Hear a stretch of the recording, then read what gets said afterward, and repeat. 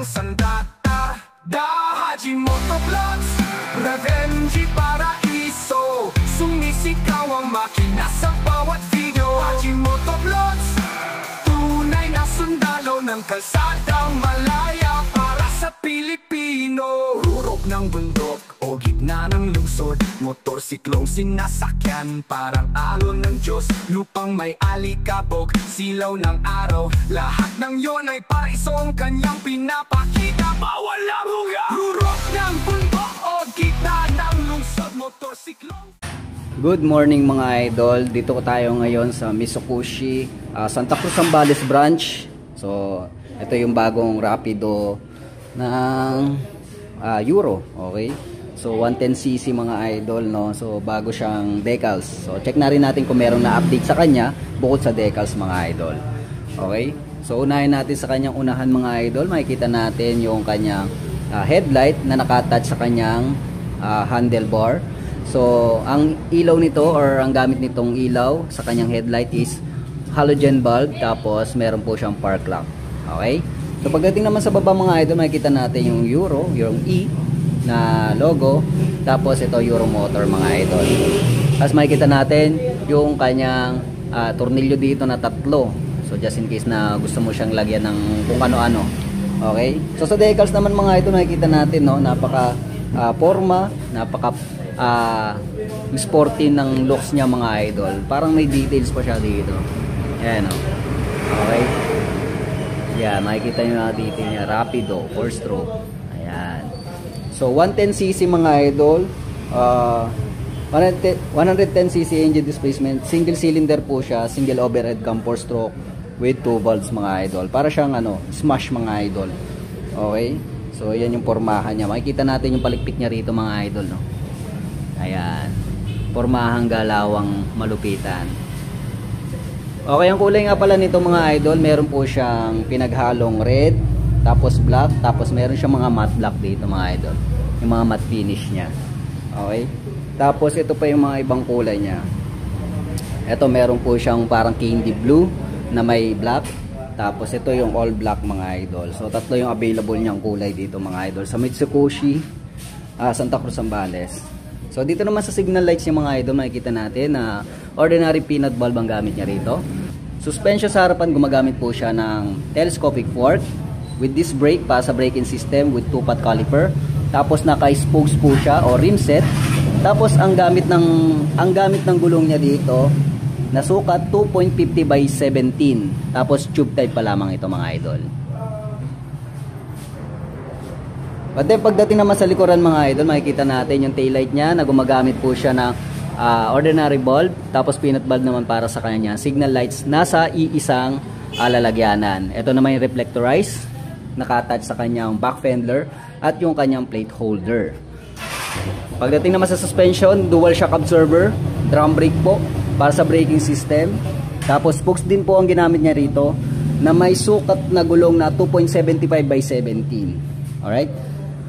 At pagdating naman sa kanyang gilid mga idol, makikita natin yung kanyang susian para sa kanyang underseat compartment mga idol. Naka-attach din sa kanyang back fender. Okay, dito naman makikita natin yung kanyang sticker na Rapido, nakalagay 4-stroke, Supermoto Euro 3. Okay, Euro 3 compliant na po siya mga idol. At ito naman yung kanyang pillion footrest na napaka-sporty tignan, napakaganda. Yung paint job niya rito, napaka-solid na silver. Okay. So chain drive po ang gamit niya dito sa kanyang hatak. Ang sukat ng kanyang sprocket dito sa likuran is 38T. 428 38T. At dito naman makikita natin yung kanyang shifter. So I think nasa 4 na gear shifting to mga idol. Okay? Tapos ito naman yung kanyang side stand and center stand. At munti ko na makalimutan yung kanyang cover para sa chain, para mas safe yung rider and pillion. So dito naman sa kabila mga idol, same pa rin yung decals na nakita natin sa kabila mga idol. At dito naman makikita yung kickstarter. Okay? Yung brake pedal niya mga idol. Tapos rider footrest, same pa rin yung itsura niya dito sa kanyang pillion footrest. Rubber po yung ginamit niya rito mga idol, hindi po siya bakal. May bakal siya pero rubber yung pinakaano niya, top niya. Alright? Tapos ito naman yung kanyang muffler mga idol. Stainless steel ang cover niya rito. So hindi po siya plastic. Stainless steel po siya mga idol. Alright. Punta naman tayo sa taas mga idol. Makikita natin yung kanyang panel na sporty look and manual speedometer and odometer. With gas gauge po siya mga idol. And indicators. Like yung kanyang gear shifting indicator na malaking tulong sa mga hindi kabisado ang gear shifter or gear shifting. Tapos may mga indicator po siya dito na light indicator. Okay? Okay, yan. Very simple but useful mga idol. Then pagdating naman sa kanyang button and switches, high and low, meron po siya dito. Turn lights, busina. Dito naman on and off ng switch, then electric starter button. Then pagdating naman sa kanyang controls, throttle control with brake lever sa unahan at handle with choke lever para sa kanyang sa kanan naman. Okay? So, automatic transmission or semi-automatic transmission, meaning throttle lang, cambio, go na. So, bagay na bagay sa mga baguhan at sa mga lady rider. So, sa susian naman niya mga idol, makikita natin yung kanyang traditional key, pero meron po siyang shutter lock key na kung saan mismong yung susi niya ay merong takip. So safe siya sa mga magnanakaw. Pagdating naman sa upuan naman mga idol, makikita natin na synthetic leather. Ang gamit niya to na may kalmot po sa traction. So ito yung mga paborito ng mga pusang pagpraktisan kalmutan. So ito siya. Sa foam naman is napakakapal. Dito rin sa pinion niya, okay din. So sulit na sulit din dito. Check natin yung under seat compartment niya mga idol. Under seat compartment niya mga idol, yan makikita natin, nandito yung gas refiller and yung under seat compartment. Ayan. So meron pa siyang cover dito. So safe na safe ang mga valuable things mo mga idol. So dito rin naka-attach yung kanyang baterya. So ilalagay na lang natin dito, tapos naka-attach yung baterya. So pwede na rin, no? So meron na tong dalawang puntil para sa helmet or sabitan ng kung ano-ano. Okay. Then ito yung gas refiller niya. Yan. So napansin ko lang wala po siyang alulod system na katulad ng iba, pero okay lang naman din. Dito rin natatatapon yan. No? So iwasan na lang na ma-overflow ng nagre-refill. Alright. Tapos dito naman meron mga rubber dito mga idol para sa safe ng tangke ng para hindi siya magasgasan. Ayan, halatang halata pa yung rubber. Okay. Pag sinabi niyang sulit, tiwala ka na. Review na diretso, hindi gawa-gawa. Sa likod ng visor, may tanalang boses. Bawat salita parang kalabit ng throttle. Hindi lang specs, pati kwento ng makina. Okay, when it comes to price, cash and installment mga idol, via Mitsubishi Santa Cruz Zambales. So ito yung presyo niya mga idol. Rapido 110, okay, 47,900 para sa cash niya mga idol, and 3,500 para naman sa kanyang down payment. So meron siyang 6 months, 12 months, 18 months, 24 months, 30 months, and 36 months. So 2,387 yan sa 36 months, at may rebate po siya na 300 pesos. So kung magtatanong ka kung anong previous niya, syempre meron helmet, tools, 3 years LTO registration, and TPL insurance po siya mga idol. So kompletong-kompleto na yan mga idol. Ikaw na lang ang kukuha rito. So ano pang hinihintay nyo? Kumuha ka na rito, Santa Cruz Zambales, Mitsubishi brands. Let's go!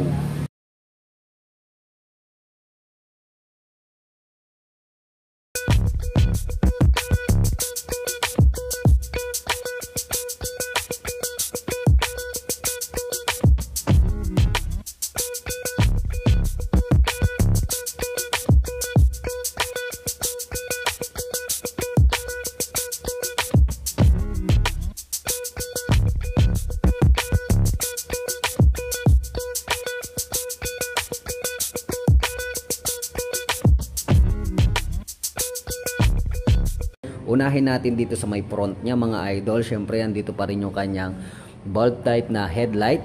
So naka-intact po dito sa kanyang pinaka-handle, napakaganda at napaka-safe nito lalo na sa gabi dahil sumusunod ito sa galaw. Tapos pagdating naman dito mga idol, meron po siyang logo na Suzuki.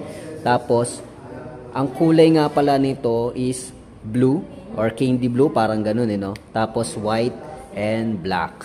So tricolor po siya mga idol. Okay, pagdating naman dito makikita natin meron po siyang tatlong tornilyo just in case na magkaroon ng doble plaka, meron po siya dito. Okay? So dito yung kanyang significant na signal light or turn lights na gumagamit ng peanut bulb or ordinary bulb. Okay? So pagdating naman sa kanyang mga decals mga idol, makikita natin yung red and white. Then meron tayo dito sa may gilid na Suzuki and red and white again, napaka-boldy, and yung pangalan nito ay isang racing dahil meron siyang R. Okay? So yan. So sa kabilang gilid din, kung anong nakita yung decals, ganun din. Tapos yung kanyang patented na palikpik. Yan, napakaganda ng kanyang palikpik dito. No? So dito naman sa kanyang front fender, nakikita natin magkahalong blue and black na napakahaba. So telescopic fork po ang gamit niya sa suspension. Disc brakes sa braking system na may 1-pot caliper. Mags po ang ginamit niya na may sukat na gulong na 70/90-17 at tube type pa lang po siya. Mapunta tayo sa likod mga idol, no? Ayan. Ito ang kanyang tail light niya mga idol. So same pa rin sa old version. So kulay lang talagang pinagkaiba. Makikita natin dito yung kanyang tail light na gumagamit ng ordinary bulb, tapos peanut bulb para sa kanyang turn lights. Tapos dito pa rin meron pa siyang Suzuki na nakasulat or naka decals dito. Tapos nandito yung kanyang plate holder sa kanyang back fender. Tapos dito naman sa kanyang suspension, gumagamit ito ng dual shock absorber na gray po ang kanyang kulay ng coil spring. Okay? Tapos yung unit swing arm niya mga idol, ganun din ang kulay niya. Tapos pagdating naman sa kanyang braking system, drum brake po. Mags po ang ginamit niya rito at may sukat na gulong na 80/90-17. Okay, tube type pa lang po siya. So sa gilid naman makikita natin dito yung kanyang muffler na may cover po siya na metal. So hindi po siya plastic, metal po siya. Tapos yung pinaka muffler niya mayroon po siyang cover na black. Tapos dito naman makikita natin yung pillion footrest na may rubber. Okay? Tapos ito yung kickstarter niya na kung sakaling humina o malobat ang baterya mo is pwede mo siyang paandarin. Gamit lang ito mga idol. So ito yung rider footrest. Meron po siyang rubber. Then ito po ay brake pedal para sa braking system niya. Okay, sa kabilang gilid naman mga idol, makikita natin yung kanyang hatak na gumagamit po siya ng chain drive at meron po siyang sukat na sprocket na, check natin, 37-428 mga idol. Then ito yung kanyang shifter na merong 4 na pagpipilian na gear. Okay? Ito po rin yung rider footrest and pillion footrest mga idol. Ito naman yung sa kanyang side stand. Okay? Tapos pagdating naman sa kanyang decals mga idol, makikita natin, yan nakalagay sports underbone. Ayan, napaka sporty talaga, no? And nakalagay dito yung kanyang smash. At dito pala makikita natin yung kanyang susian sa kanyang underseat. Okay? Na nandito naka-intact sa kanyang back fender. Mapunta naman tayo sa taas mga idol. So, unahin natin yung side mirror mga idol. Okay? So, simple lang siya. Ay, standard pa rin naman siya mga idol. Tapos dito naman sa kanyang console panel, so gumagamit siya ng manual panel na speedometer and odometer. Tapos may mga indicator na napaka useful. Meron siyang indicator na gear, so ito yung useful talaga dyan. Tapos gas gauge, high and low, turn lights, then neutral. Napaka simple lang, no? Tapos meron siyang Suzuki. Okay, so ganun pa rin katulad ng dati. Switches and buttons naman, merong high and low, turn lights, then busina. Tapos electric starter sa kabila. Ito pala ay isang automatic or semi-automatic transmission na kung saan throttle lang at cambio ang gagamitin mo mga idol. Tapos ito naman yung kanyang brake para sa unahan. Okay? Tapos nandito yung kanyang choke control sa kanyang kaliwa. Okay? So upuan naman mga idol, makikita natin, no? Yan. Napaka-slim lang siya. So hindi ka bukak-bukaka dito. Pagdating naman sa foam niya, okay naman siya. Matigas naman siya, pang long lasting. Tapos yung gamit niyang cover dito, hindi po siya kalmot po sa traction, kundi maganda po yung kanyang quality dito ng cover. So under seat compartment naman mga idol, pwede na rin kaysa wala, di ba? So malaki din, malalim na medyo makipot lang. Okay? So pwede na rin kaysa wala. Then meron siya dito na rubber protector para just in case ito yun dito. Tapos meron siya ditong sabitan ng helmet. Ayan, yung dalawa. Alright? At dito naman makikita din sa under seat yung kanyang gas refiller mga idol. So may rubber din siya. May rubber matting mismo para hindi siya may scratch yung kanyang tangke. Okay? At pag-usapan naman natin ang kanyang seat height. Kung pasok ba ito sa may mga average height na Pinoy katulad ko. Ako nga pala ay 5'4" in height mga idol. At kita nyo naman na okay sa all right kung ikaw ay merong height na 5'4". Siguro sa 5 flat pwede na rin. At ang kagandahan kasi nito is napaka-slim lang ng kanyang upuan kaya lapat ang paa dito mga idol. So pagdating sa city driving, sa singit-singit, wala rin problema. Daily use, pwedeng-pwede po siya mga idol. Pag-usapan naman natin ang kanyang presyo regarding sa cash installment via Guanzon sa Taclo Zambales. So cash ng Smash, these mugs, okay, yung kanyang type and carburetor pa lamang ito. So may cash siya na 68,400. Down payment 4,300 at sa 3 years monthly installment is nasa 3,750 pesos. At para tapusin ang video na to, huwag sanang kalimutan mag-subscribe at i-hit ang notification bell para lagi kang updated sa mga ganitong klaseng impormasyon tungkol sa mga bago at lumang mga motor. At i-like at i-follow nyo na rin ang ating munting page na Haji Motovlogs TV. Ito po si Haji from Haji Motovlogs. Thank you for watching. Peace out.